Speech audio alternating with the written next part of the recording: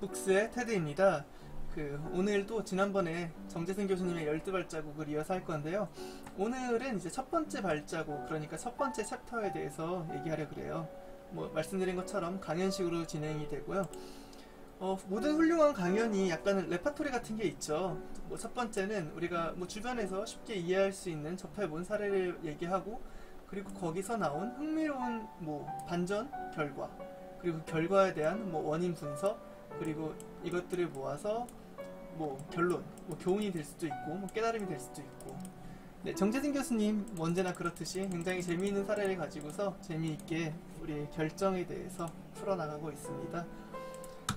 교수님이 가져온 첫 번째 사례, 마시멜로 탑쌓기라는 거예요. 그러니까 스파게티 면, 그리고 스카치 테이프 이렇게 탑을 쌓고 마지막에 마시멜로우를 얹으면 되는 게임인데, 재미있는 거는 20분이라는 시간을 주어지고서 이 게임을 펼쳤을 때 경영대학원 학생들보다 오히려 유치원생들이 더 높게 탑을 쌓았다는 겁니다.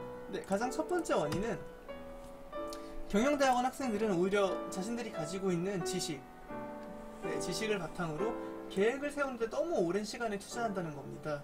반면에 유치원생들은 일단 시도를 하는 거죠. 일단 이렇게 저렇게 해보고 성공하면 한 번 더 만들어보고 그렇게 계속 시도를 하는 것인데요. 그러니까 오히려 한 번도 해보지 않은 일을 할 때는 계획이 의미가 없다. 정확히 말하면 오히려 독이 된다는 얘기입니다. 그리고 또 문제는 아무래도 MBA에 온 사람들은 회사에서 직장에서의 경험이 있겠죠. 그러니까 탑을 쌓다가도 이거 좀 아닌 것 같은데, 이렇게 하면 안 될 것 같은데 하지만서도 이미 가지고 있는 계획이 있기 때문에 계획을 부수고 다시 새로운 시도를 할 수가 없다는 거예요. 왜냐면 우리는 이제 그 책임에 대한 무서움을 알고 있잖아요. 그래서 오히려 유치원생보다 더 탑을 낮게 쌓는다는 겁니다. 그렇다고 경영대학원 학생들이 유치원생들보다 지능이 낮다 이런 건 아니겠죠. 충분한 시간을 주면은 당연히 경영대학원 학생들이 더 높은 탑을 쌓는다고 합니다. 하지만 계획들이 시장에서 항상 성공을 하느냐?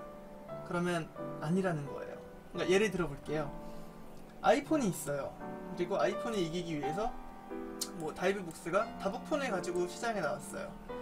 아이폰이 가지고 있는 단점을 극복하기 위해 화면을 늘리고 새로운 어플을 추가하고 딴에는 더 예쁜 디자인이라 생각하고 가격도 더 낮게 하고 시장에 나왔는데,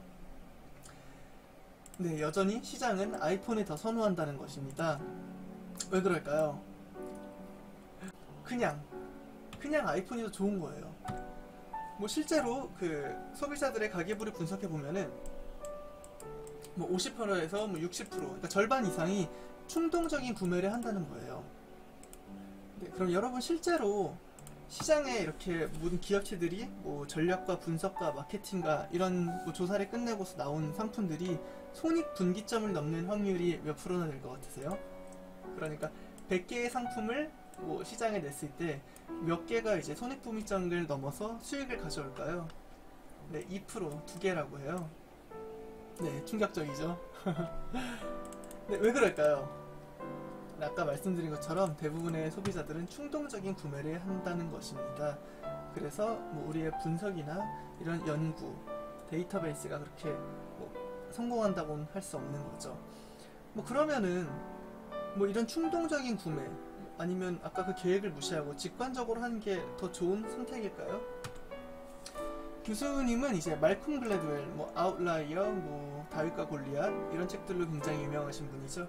그분의 저서 블링크와 함께 다양한 사례를 가지고 오히려 분석하지 않고 우리가 2초 만에 내린 결론이 더 우수한 판단을 만든다고 얘기하고 있습니다. 자, 그러면은 계획을 세우라는 건가요? 말라는 건가요? 교수님이 얘기하고자 하는 것은 이런 겁니다. 너무 생각하지 말고 너무 분석하지 말고 오히려 유치원생들의 마음으로 일단 시도하라는 거예요. 특히 새로운 것을 할 때 있어서 혁신을 위해서는 오히려 계획이 없이 정말 내 감을 믿고서 시도하고 그렇게 혁신을 만들어내가자는 그런 강연 내용이 되겠습니다. 다이브북스 12발자국 첫 번째 발자국 리뷰는 여기서 마치겠습니다. 감사합니다.